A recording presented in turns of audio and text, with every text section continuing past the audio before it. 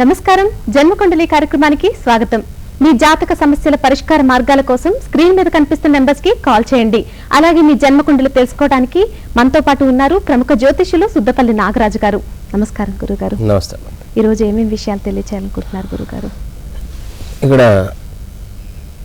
మొన్న శ్రీరామనవమి అయిపోయింది. ఎండలు కూడా ఎప్పుడు స్వామివారి కళ్యాణం జరిగిన తర్వాత ఎప్పుడు వాతావరణం చల్లబడుతుంది. హైదరాబాద్లో అయితే మాత్రం తెల్లవారే వాన పడింది, మరి మిగతా చోట్ల అక్కడక్కడ పడింది. ఎందుకంటే భగవంతుడు ప్రకృతిలో కొన్ని మార్పుల్ని సంభవించేదానికి అవకాశం ఉంటుంది. అందుకే మన వాళ్ళు చేసేటువంటి ప్రతి కళ్యాణం కావచ్చు, లేకపోతే ప్రతి శుభకార్యం కావచ్చు, దైవికమైనటువంటి వాటికి కొన్ని కారణాలు ఉంటాయి. వాటిని ఇప్పుడున్నటువంటి వాళ్ళు అపహాస్యం చేసే విధంగా నడుచుకునే వాళ్ళు ఉన్నారు, భక్తితో విపరీతమైనగా మంచిగా ఉండేవాళ్ళు ఉన్నారు. ఎందుకంటే మన యొక్క విశ్వాసాలు చాలా గొప్పగా ఉంటాయి. కాకపోతే వాటిని అనుభవంలోకి వచ్చినప్పుడు మాత్రమే వాటిని మనం పరిగణలోకి తీసుకుంటాం. అంతే తప్ప మిగతా వాటిని అనుభవం రాకముందు అది కొంత ఎగతాళిగానే మనం తీసుకుంటూ ఉంటాం. ఎందుకంటే ఎవరికి ఏదైతే స్వయంగా జరుగుతుందో వారికి మాత్రమే అప్పుడు అనుభవంలోకి వస్తుంది. కాబట్టి ప్రకృతి అనేటువంటిది ఎప్పుడు మారుతూ ఉంటుంది. అలాగే ధర్మం కూడా మారుతూ ఉంటుంది. ధర్మం 4 పాదాల మీద నడవాలి అంటారు, కానీ ఒక పాదం మీద కూడా నడిచే పరిస్థితిలో లేదు. కాబట్టి ధర్మం ఎప్పుడూ కూడా మారుతూ ఉంటుంది, క్షణక్షణం మారిపోతూ ఉంటుంది. అలాగే ప్రకృతి కూడా మారుతూ ఉంటుంది. అలాగే ప్రకృతిలో మనం ఎలాగ బ్రతుకుతున్నామో ధర్మం మీద కూడా అలాగే మనం బ్రతికేదానికి ప్రయత్నం చేయాలి. చెప్పేదానికి ఈజీగా ఉంటాయి, చేసేవాళ్ళకి కష్టంగా ఉంటాయి, కాదని చెప్పట్లేదు ఎవరు కూడా. అందుకే రామకృష్ణ పరమహంస లాంటి వారు కూడా ఒక తల్లి వచ్చి రామకృష్ణ పరమహంస గారి దగ్గరికి, అయ్యా ఈ కుర్రవాడు చక్కెర తింటున్నాడు, దానివల్ల వీడికి ఇబ్బంది కలుగుతూ ఉంది, మీరంటే చాలా విశేషమైనటువంటి భక్తి ఉన్నది గురువు గారని మీరు చెప్తే ఈ కుర్రవాడు మానుకుంటాడని వాళ్ళ మదర్ అడిగితే 2 వారాల తర్వాత రాపో అని చెప్తారు. 2 వారాల తర్వాత వచ్చిన తర్వాత ఆయన చక్కెర తింటాం మానేరా అని చెప్పాడు. సరే గురువుగారు మానేస్తా అన్నాడు. అప్పుడు తల్లి అడుగుతుంది, అయ్యా ఈ ఒక్క మాట చెప్పేదానికి మీరు 2 వారాల తర్వాత మళ్ళీ ఎంత దూరం నుంచో మళ్ళీ నన్ను రమ్మన్నారు, అదేదో అప్పుడే చెప్పు ఉండొచ్చు కదా అంటే, నాకు చక్కెర అంటే చాలా ప్రాణం తల్లి, నేను మానేసేదానికి నాకు 15 రోజులు పట్టింది. కాబట్టి చేసే ప్రతి పని కూడా మనం ఎదుటివాడికి చెప్పేటప్పుడు దాన్ని చేసి ఆచరణలో పెడితే తప్పకుండా మనల్ని ఎదుటివాడు ఫాలో అవుతాడు. అంతేగాని చేసేది ఒకటి చెప్పేది ఒకటిలాగా ఉంటే ఎవరు మనల్ని ఫాలో చేయరు. కాబట్టి గుర్తుపెట్టుకోవాల్సిందల్లా ఒకటే, ధర్మం అన్నది మారుతూ ఉన్నప్పటికీ కూడా సత్యం ఎప్పటికీ ఒకేలాగా ఉంటుంది. కాబట్టి సత్యాన్ని పట్టుకొని ధర్మాన్ని నడవటం చాలా గొప్ప విశేషమైనటువంటి ధర్మం. నిజంగానే చెప్పాలంటే ఎలా ఉంటుందంటే, చాలామంది నాకు మన షో చూస్తారు, ఈ జన్మకుండలి కార్యక్రమాన్ని, అయ్యా మీలాగా ధైర్యంగా ఎవరు చెప్పరు అని చెప్తారు. కానీ మిగతా వాళ్ళతో సమానంగా నన్ను కూడా ఫీజు తీసుకోమంటారు. మిగతా వాళ్ళలాగా నేను చెప్పను, గొప్పగా చెప్తాను. మరి ఫీజు విషయంలో మిగతా వాళ్ళకన్నా గొప్పగా నాకు ఎందుకు ఎవరు? ఇక్కడ తెలుసుకోవాల్సింది ఏంటంటే, డాక్టర్స్ చాలా రకాలుగా ఉంటారు, హాస్పిటల్స్ చాలా రకాలుగా ఉంటాయి. ఎవరు వేసినా కూడా ఆ పెన్సిల్ ఇంజెక్షన్ వేసేవాడికి అవసరమైతే వేస్తారు. కాబట్టి ఆ ప్రెడిక్ట్ చేసే విధానంలో, అంటే డాక్టర్ కూడా అక్కడ ఉన్నటువంటి జబ్బుని ఐడెంటిఫై చేసే విధానంలో ఎవరి స్పెషాలిటీ వాళ్ళకు ఉంటుంది. కాబట్టి ఎవరి ఫీజు వాళ్ళకు ఉంటుంది. దయచేసి అందరినీ ఒక ఘాటికి కట్టేయద్దు. మొన్న ఒంగోలు వెళ్ళినప్పుడు యాక్చువల్గా నేను వెళ్ళను సార్ మామూలుగా, కాకపోతే నా మిత్రులు అందరూ కూడా ఇప్పుడు రమ్మని అడుగుతుంటే ఎప్పుడు కూడా మీరు టీవీలోనే కనపడతారు గురుగారు, అందరూ వస్తూ ఉన్నారు, మీరు రండి మేము చూసుకుంటామన్నారు. ఎప్పుడు కూడా తనకు మానే ధర్మం చేయకూడదని అనిపించింది నిజం చెప్పాలంటే.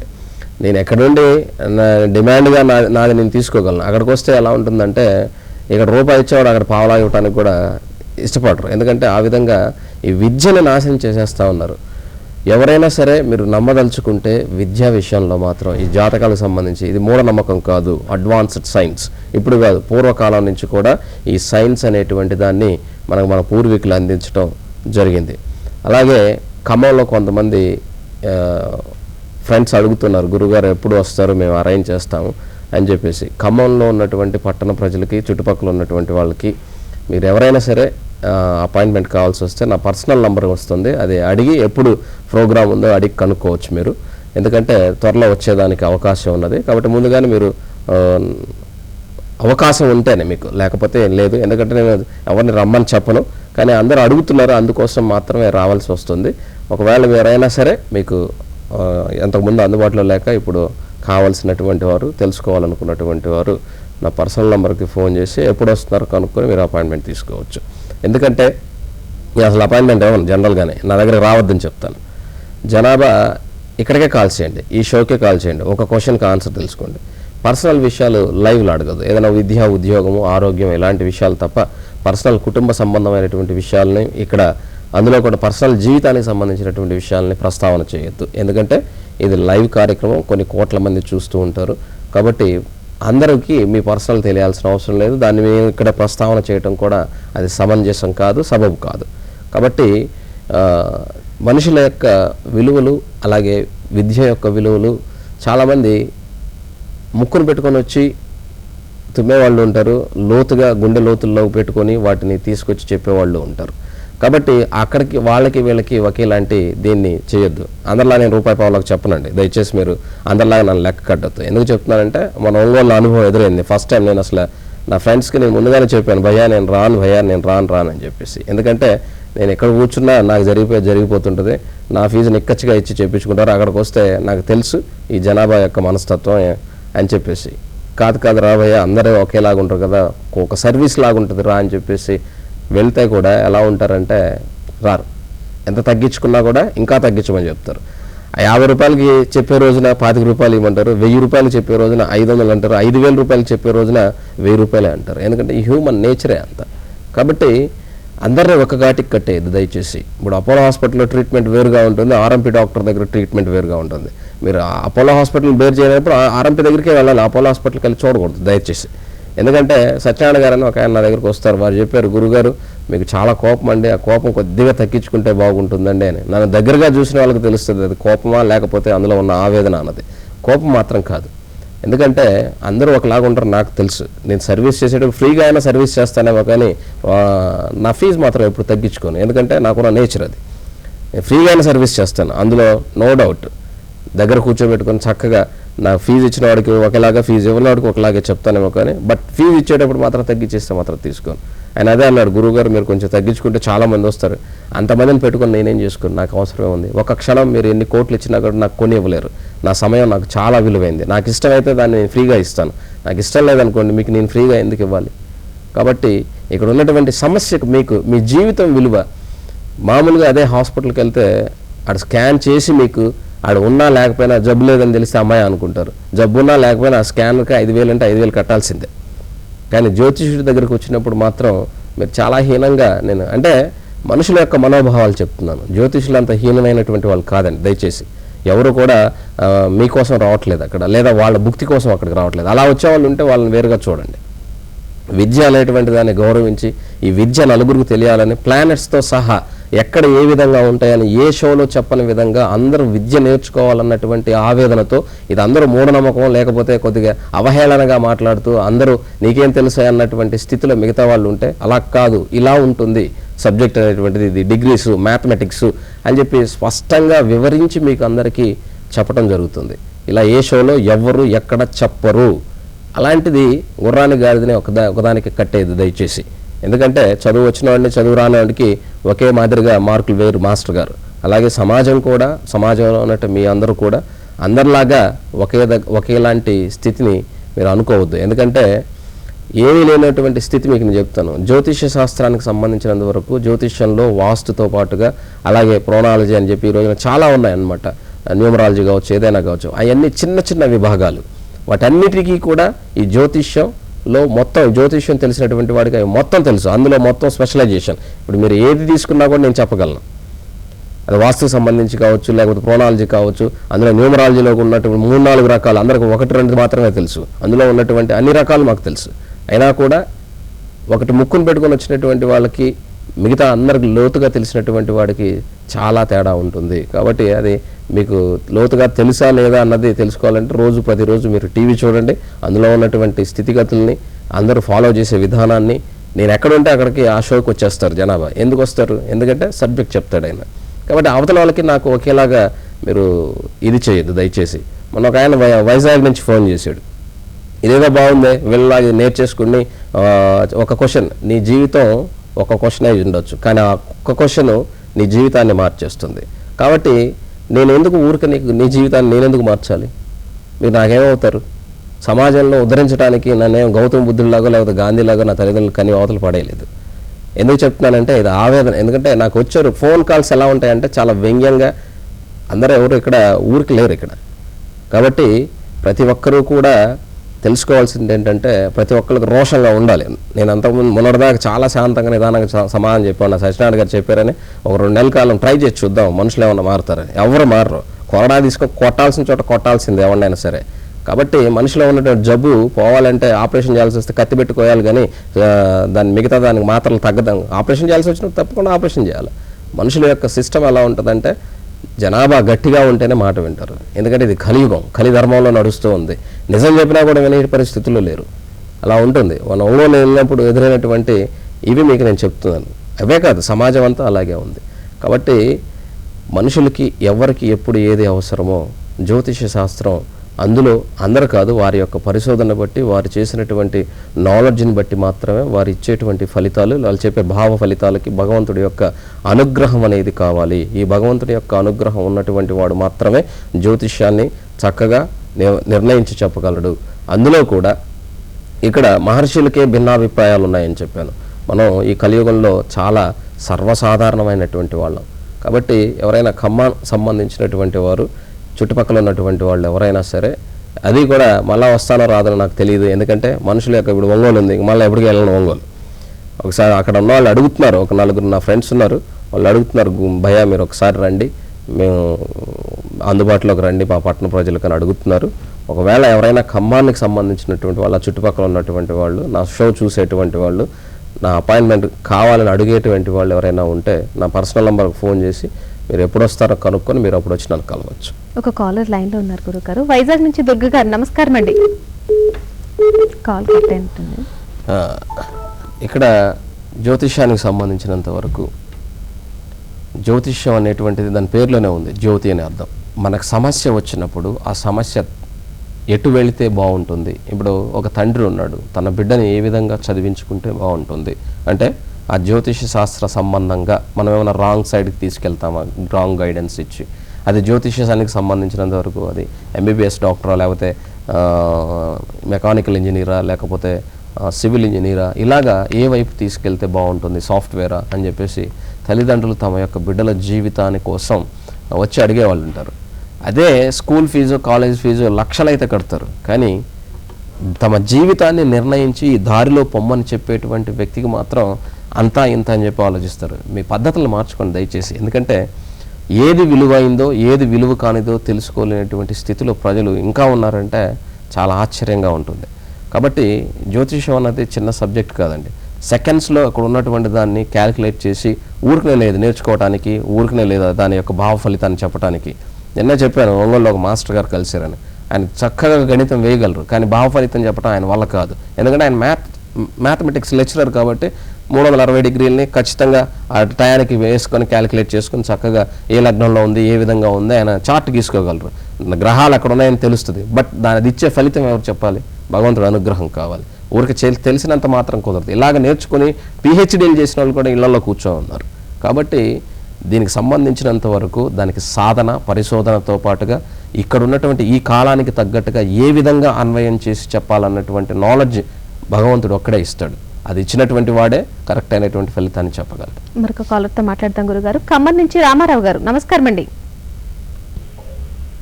నమస్కారం అండి రామారావు గారు, చెప్పండి. బాబు డేట్ ఆఫ్ బర్త్ చెప్పండి. కాస్త గట్టిగా మాట్లాడండి, టీవీ వాల్యూమ్ తగ్గించి మాట్లాడండి. కొంచెం గట్టిగా మాట్లాడండి రామారావు గారు. 28 ఏప్రిల్ 96 ఎన్ని గంటలకు పుట్టారు మీ అబ్బాయి? 96. ఎన్ని గంటలకు పుట్టారు రామారావు గారు? రాత్రి 7:15. ఏ ఊర్లో పుట్టాడు మీ అబ్బాయి? చెరువూరు. ఇప్పుడే చెప్తూ ఉన్నాను, ఎవరైనా సరే ఇక్కడంటే ఒక క్వశ్చన్కి ఆన్సర్ దొరుకుతుంది. మీకు ఏదైనా కావాల్సి వస్తే మాత్రం పర్సనల్గా అపాయింట్మెంట్ త్వరలో ఖమ్మం వచ్చేదానికి అవకాశం ఉన్నది. కాబట్టి మీరు నా పర్సనల్ నెంబర్కి ఫోన్ చేసి అడగచ్చు. ఇక్కడ మీ అబ్బాయి లగ్నం వచ్చేసి తులా లగ్నం, రాశి వచ్చేసి సింహరాశి, నక్షత్రం పుబ్బా నక్షత్రం 1వ పాదం. ఈ లగ్నం నుంచి పరాక్రమ స్థాన గురువు, అలాగే 6వ ఇంట్లో శనికేతువులు, సప్తమ రవి కుజుల యొక్క కలయిక, అలాగే అష్టమ శుక్రబుధుల యొక్క కలయిక, ఏకాదశంలో రాహు, అలాగే లాభంలో ఏకాదశంలో చంద్రుడు, 12వ ఇంట్లో రాహు ఉన్నటువంటి జాతకం. ఇప్పుడు రవి మహాదశలో గురువు జరుగుతున్నాడు. రవి స్వస్థానంలో, రవి ఉచ్చస్థితిలో, గురువు స్వస్థానంలో ఉన్నటువంటిది. అలాగే శుక్రుడు కూడా స్వస్థానంలో ఉన్నాడు, కుజుడు కూడా స్వస్థానంలో ఉన్నాడు. 3 గ్రహాలు స్వస్థానంలో ఉన్నాయి. లగ్నం నుంచి సప్తమ స్థానంలో రవి కుజుల యొక్క కలయిక ఉన్నది. ఇది అమోఘమైనటువంటి యోగం. అదే లగ్నం అయి ఉంటే చాలా అద్భుతంగా ఉండేది, కానీ గురువు దృష్టిలో ఉన్నది కాబట్టి అదేం పెద్ద ఇబ్బంది ఉండదు. కానీ అష్టమ శుక్రబుధుల యొక్క కలయిక ఇది కొంత ఇబ్బంది కలిగిస్తుంది. లోయర్ అబ్డమెన్స్లో పర్సనల్ లైఫ్కి సంబంధించి ఇబ్బందులు కలిగించేదానికి అవకాశం ఉన్నది. రవి మహాదశలో గురువు యొక్క అంతర్దశ జరుగుతుంది కాబట్టి ఈ దశలో రేపు ఏప్రిల్ 27 నుంచి అబ్బాయి జాతక రీత్యా బాగుండేదానికి అవకాశం ఉన్నది. మరొక కాలర్తో మాట్లాడదాం గురుగారు. వైజాగ్ నుంచి రాధ గారు కాల్ కట్ అయింది గురుగారు. అలాగే మీరు మరిన్ని విషయాలు తెలియజేస్తున్నారు గురుగారు, చెప్పండి. ఇక్కడ వచ్చేసి ఇప్పుడే ఈ జాతకానికి సంబంధించి చూసాం. సప్తమంలో రవి కుజుల యొక్క కలయిక ఉంది. జనరల్గా అదే లగ్నం అయి ఉండి, మేష లగ్నం అయి ఉండి రవి కుజులు ఉన్నట్లయితే దాన్ని విపరీతమైనటువంటి రాజయోగం అంటాం. ఈ జాతకంలో సప్తమ స్థానంలో ఉన్నందువలన అది భార్య వలన యోగం కలుగుతుంది. కానీ భార్య స్థానంలో అంటే సప్తమ స్థానంలో సప్తమాధిపతితో పాటు ఇంకొక గ్రహం ఉన్నట్లయితే ఇక్కడ 2 గ్రహాలు ఉన్నాయి, అప్పుడు 2 పెళ్ళిళ్ళు అయ్యేదానికి అవకాశం ఉంటుంది. ఇలాగా జాతకరీత్యా కుజుడు స్వస్థానంలో ఉన్నప్పుడు రుచిక యోగాన్ని ఇస్తున్నప్పటికీ కూడా ఇక్కడ గురువు దృష్టి ఉంది కాబట్టి ఆ దోషం తగ్గుతుంది. అలాగా అనలైజ్ చేసి చెప్పేటప్పుడు ఏదైతే ఉన్నదో ఆ దోషం ఉండటం వల్ల కొంత ఆలస్యంగానో లేకపోతే చిన్న చిన్న ఇబ్బందులు కలిగించి ఆ గురువు దృష్టి వలన అవన్నీ తొలగిపోయేదానికి అవకాశం ఉంటుంది. మరొక కాలర్తో మాట్లాడదాం గురుగారు. విజయవాడ నుంచి విజయ్ కుమార్ గారు, నమస్కారం అండి. నమస్తే విజయ్ కుమార్ గారు, చెప్పండి.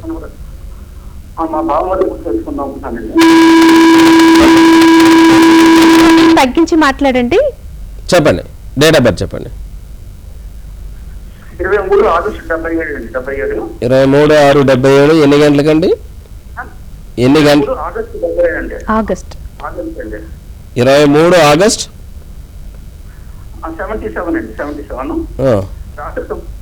రాత్రి 9:50 అండి. ఏ ఊర్లో పుట్టారు? ఏలూరు అండి. ఏలూరు. మా బామ్మకి డైవర్సీ అండి. సెకండ్ మ్యారేజ్ ఉందా ఈ అబ్బాయికి 7.5 సంవత్సరం శని జరుగుతూ ఉన్నది ఇక్కడ జాతకంలో. రేపు సెప్టెంబర్ తర్వాత వివాహం ఉన్నది కాబట్టి ప్రయత్నం చేయండి, ఏమి ఇబ్బంది లేదు. నెక్స్ట్ జీవితం బాగానే ఉంటుంది. మరొక కాలర్తో మాట్లాడదాం గురుగారు. వైజాగ్ నుంచి రాధ గారు, నమస్కారం అండి. రాధ గారు చెప్పండి. రాధ గారు మాట్లాడండి. హలో, నమస్కారం అండి, చెప్పండి. నమస్తే అండి. నమస్తే అండి. ఎవరి గురించి తెలుసుకోవాలనుకుంటున్నారు? మా బాబు గురించి అండి. బాబు డేట్ ఆఫ్ బర్త్ చెప్పండి. 5/11/1985 అండి. 5/11/1985.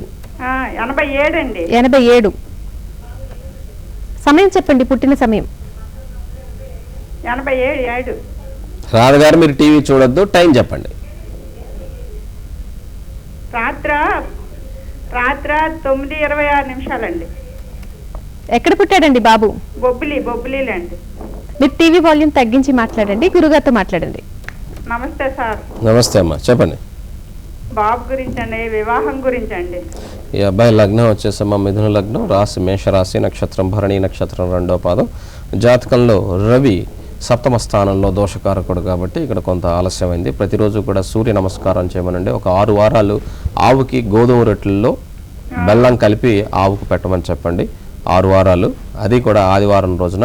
అలాగే 6 సంబంధంగా అంటే వివాహానికి సంబంధించినటువంటి కళత్రకారకుడు ఇక్కడ జాతకంలో 6వ ఇంట్లో ఉన్నాడు కాబట్టి జాతక రీత్యా అందులో కూడా రాశి నుంచి సప్తమంలో ఇక్కడ రవి ఉన్నాడు. లగ్నం నుంచి సప్తమాధిపతి రాహుతో ఉన్నాడు కాబట్టి వివాహం అన్నది తప్పకుండా జరగాలి. మిథున లగ్నానికి సప్తమాధిపతి గురువు దశమంలో ఉన్నప్పటికీ రాహుతో ఉన్నాడు. రాశి నుంచి తీసుకున్నప్పుడు సప్తమాధిపతి ఆయన సప్తమంలో రవి ఉన్నాడు నీచంలో. కాబట్టి ఈ సప్తమాధిపతి రాశి నుంచి తీసుకున్నప్పుడు సప్తమాధిపతి కూడా అష్టమంలో. కాబట్టి 6 గోధుమ రొట్టెలని చక్కగా స్వామివారికి పెట్టమని చెప్పండి. ఇప్పుడు కుజ మహాదశ జరుగుతూ ఉన్నది. ఈ కుజుడు జాతకంలో కూడా ఇక్కడ దోషం ఉన్నది, కుజ దోషం, మాతృస్థానంలో కుజ దోషం కూడా. ఇవన్నీ కూడా ఆవుకి అది పెట్టి ఆవుకి ప్రదక్షిణ చేయడం ద్వారా తప్పకుండా ఆ దోషం తగ్గి ఈ అబ్బాయికి వివాహం జరిగేదానికి అవకాశం ఉంటుంది. కాబట్టి లేదంటే మళ్ళీ ఆలస్యం అయిపోతుందమ్మా. ఈ కుజదశ మొదలైంది. ఈ కుజదశ అంటే నెక్స్ట్ ఇయర్ జూన్ తర్వాత వివాహం ఉండేదానికి అవకాశం ఉంటుంది. ఈ లోపు మాత్రం తప్పకుండా నేను చెప్పిన రెమెడీ చేయండి, బాగుంటుంది. మరొక కాలర్తో మాట్లాడదాం గురుగారు. హైదరాబాద్ నుంచి సత్తయ్య గారు, నమస్కారం అండి, చెప్పండి. మా వెంకటేష్ మా అబ్బాయి పేరు మీద జాతకం చూడండి. చెప్పండి, ఆయన డేట్ ఆఫ్ బర్త్ చెప్పండి. 12/3/1996 ఆయనలో 4:30 ఎక్కడ పుట్టాడండి బాబు? సూర్యాపేట. గురుగారితో మాట్లాడండి. నమస్తే అండి, చెప్పండి. మా అబ్బాయి 12/3/1996 అండి. అలాగే సాయంత్రం 4:30కి సూర్యాపేటలో పుట్టాడు. చెప్పండి. అంతే అంతే దాని జాతకం చూడండి. ఇక్కడ ఒక క్వశ్చన్గా ఆన్సర్ చేయబడుతుంది సార్. జాతకంలో ఇక్కడ కుజదోషం ఉన్నది. కుజదోషానికి సప్తమ కుజుడు రవి ఉన్నారు. ఈ రవి కుజుల యొక్క దోషం ఉన్నది. దీని వలన ఇబ్బంది కలుగుతుంది. దశమాధిపతి అయినటువంటి శుక్రుడు భాగ్యంలో ఉన్నాడు. ఉద్యోగ సంబంధంగా ఏమి ఇబ్బంది లేదు. ఈ అక్టోబర్ 7 నుంచి ఉద్యోగ సంబంధమైనటువంటి ప్రయత్నాలు అతనికి సఫలీకృతంగా ఉంటాయి.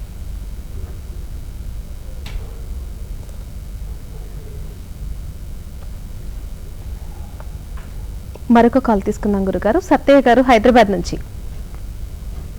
హలో, చెప్పండి సత్తయ్య గారు. హలో మేడం, చెప్పండి. హలో, నమస్కారం అండి సత్తయ్య గారు, చెప్పండి. నా పేరు రాజేష్ మేడం. చెప్పండి. గుంటూరు నుంచి మాట్లాడుతున్నాను. రాజేష్ మాట్లాడు. చెప్పు రాజేష్, ఎవరి పర్లేదు గురించి చెప్పు. తెలుసుకోవాలనుకుంటున్నారో చెప్పండి. గుంటూరు రాజేష్ మాట్లాడుతున్నాను. సరేనండి, ఎవరి గురించి తెలుసుకోవాలనుకుంటున్నారు? ఆ గురించి మేడం. చెప్పండి, మీ డేట్ ఆఫ్ బర్త్ చెప్పండి. 1996 జనవరి 7 మేడం. జనవరి 7, 1986. 96 అవును మేడం. సమయం చెప్పండి, పుట్టిన సమయం. 1996 మేడం. రాజేష్, నువ్వు టీవీ చూడొద్దు దయచేసి, లైన్ కట్ అయిపోద్ది. ఎన్ని గంటలకు పుట్టావో చెప్పు. ఉదయం 10కి సార్. ఉదయం 10కి ఏ ఊర్లో పుట్టావు? మార్చల్లో, గుంటూరు డిస్ట్రిక్ట్. మాచర్లో పుట్టావు. అవును సార్. నీ లగ్నం వచ్చేసి కుంభ లగ్నం, రాశి వచ్చేసి కర్కాటక రాశి, నక్షత్రం వచ్చి పుష్యమి నక్షత్రం 2వ పాదం. లగ్నంలో శని ఇక్కడ శాస మహాపురుష యోగాన్ని అద్భుతంగా ఇస్తున్నాడు. 2వ ఇంట్లో కేతు, అలాగే 6వ ఇంట్లో చంద్రుడు స్వస్థానంలో, అష్టమ రాహు, ఏకాదశ గురువు రవి, వేల్లో శుక్రుడు, కుజుడు, బుధుడు ఉన్నారు. ఇది సంపూర్ణ కుజదోషం అని చెప్తాం. కాబట్టి ఈ కుజదోషానికి తప్పనిసరిగా నువ్వు పరిహారం చేసుకోవాలి. వివాహ అనంతరం నీ జాతకం చాలా అద్భుతంగా ఉంటుంది. అలాగే వృత్తి సంబంధమైనటువంటి విషయాల్లో కొద్దిగా ఆలస్యం అయ్యేదానికి అవకాశం ఉన్నది. ఏ పని చేసినా కూడా కలిసి రాకుండా పోయేదానికి లేదా ఇబ్బందులు పడేదానికి అవకాశం ఉంది. కానీ వృత్తి రీత్యా అంటే భార్య వచ్చిన తర్వాత నుంచే నీ జాతక రీత్యా బాగుంటుంది. కాబట్టి వివాహం అన్నది నువ్వు 21 కల్లా నీకు ఈ వయసు 21 రాగానే వివాహం చేసుకోవటం ద్వారా, ఇప్పుడు ఆల్రెడీ 21 వచ్చింది, రేపు జూన్ నుంచి నీకు బాగుంది. నెక్స్ట్ ఏప్రిల్ లోపుగా వివాహం చేసుకున్నట్లయితే నీ లైఫ్ తొందరగా సెటిల్ అవుతుంది. లేకపోతే ఉద్యోగం కోసం ఆగినట్లయితే ఆ ఉద్యోగం వల్ల నీ పెళ్లి ఆలస్యం అవుతుంది, ఉద్యోగం త్వరగా రాదు. భార్య వల్లనే నీ జీవితం త్వరగా సెటిల్ అవుతుంది. చాలా చక్కటి పరిష్కార మార్గాలు తెలియజేశారు గురువుగారు, ధన్యవాదాలండి. నమస్తే. అలాగే గురువుగారు త్వరలో ఖమ్మం ప్రజలకు అందుబాటులోకి రానున్నారు. సో గురువుగారి పర్సనల్ నెంబర్ స్క్రీన్ మీద స్క్రోల్ అవుతూ ఉంటుంది. ఎవరైనా అపాయింట్మెంట్ తీసుకోవాలనుకునేవారు కాల్ చేయొచ్చు. ఇక ఇది ఈనాటి జన్మకుండలి కార్యక్రమం. రేపటి జన్మకుండలిలో తిరిగి కలుసుకుందాం. నమస్కారం.